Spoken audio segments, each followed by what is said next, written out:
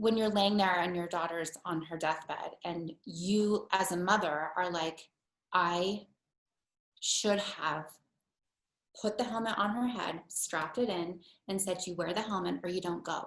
Brielle had a very serious accident a few months ago. I loved your post about finding a balance between being a friend and a mom, because and I was just wondering, like, is that something that was that kind of like, obviously there's a million takeaways I'm sure that came from that, but was that like your biggest, like, besides wear a helmet, of course? Besides wear a helmet, I think for me it was like this wake up call for single parents to be like, listen, I know we only get our kids like 50% of the week, 50% of their life, and we don't want to fight, we don't want to argue, we don't want to be like, you just don't. You get your kids and you just want to love on them and you want them to have everything in the world. And I think, you know, especially when you're blending families, like with Mike and I moving in together, and you just kind of want everything to be easy. And you know, that day that Brielle got in the accident, I said to her, Brielle, put your helmet on. She said, no, Mom, I'm a professional longboarder. And I'm like, no, you're not. Put the helmet on. And the truth is, I knew she wasn't going to do it. And I still let her go. And because I didn't want to fight. Mm-hmm.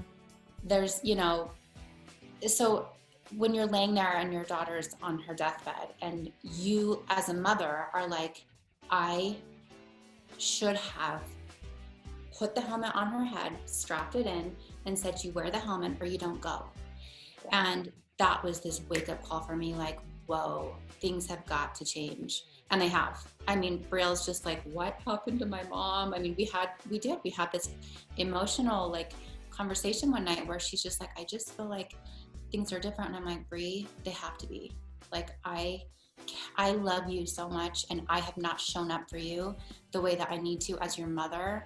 And so we have to make some changes. Like, I have to show up differently in your life because you are my responsibility and I don't ever want to be put in this situation again. So yeah, things have drastically changed and we have pulled back on her screen time. We've pulled back on her curfew. We've pulled back, I mean, all the things I wanted to do, but never wanted to fight with her about. Mm-hmm. It was like, we're reining this in, and her dad and I are both really on the same page with all of it. It was kind of like we were able to push reset a little bit.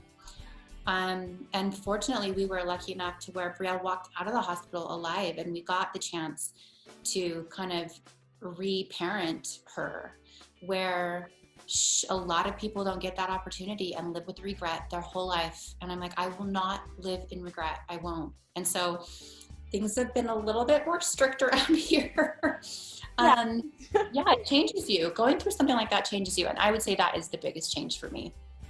Wow. I mean, does she even like remember like being in? Wow. It's so bizarre. Brain injuries are so interesting. She does not remember the accident. She doesn't remember the day before the accident. She has very few memories of her 26 days in the hospital. Wow. 26 days. Yeah. In a coma for 10 days. And then, yeah, the rest was her kind of like slowly coming out of the coma and rehabbing. And she doesn't even really remember much of it.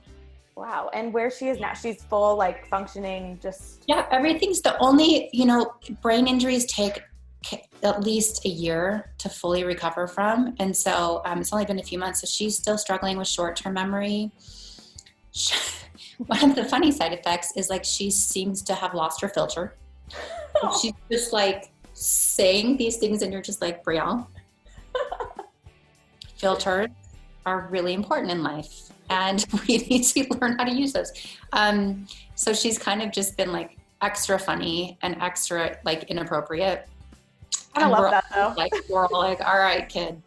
But outside of that, you know, as we're about to go back into the school year, it'll be a whole another set of challenges for us because we're not entirely sure how she's going to do with multiple classes and multiple like, you know, studying and just her brain isn't quite ready for all that. So it's going to be a little bit of a challenge this fall.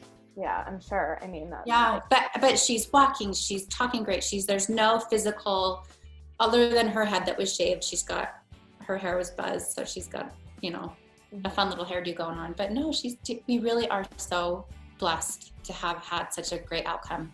That's incredible. I mean, I did feel like Bachelor Nation was definitely, we were all checking her Instagram. I was like, I want to make sure she's okay. I will never get over the love and the support that I received from so many strangers all over the world. And the people that prayed for Brielle and prayed for us, like, it will never, ever, ever be forgotten. And I really do believe it is what helped her pull through all of this. So I'm eternally grateful.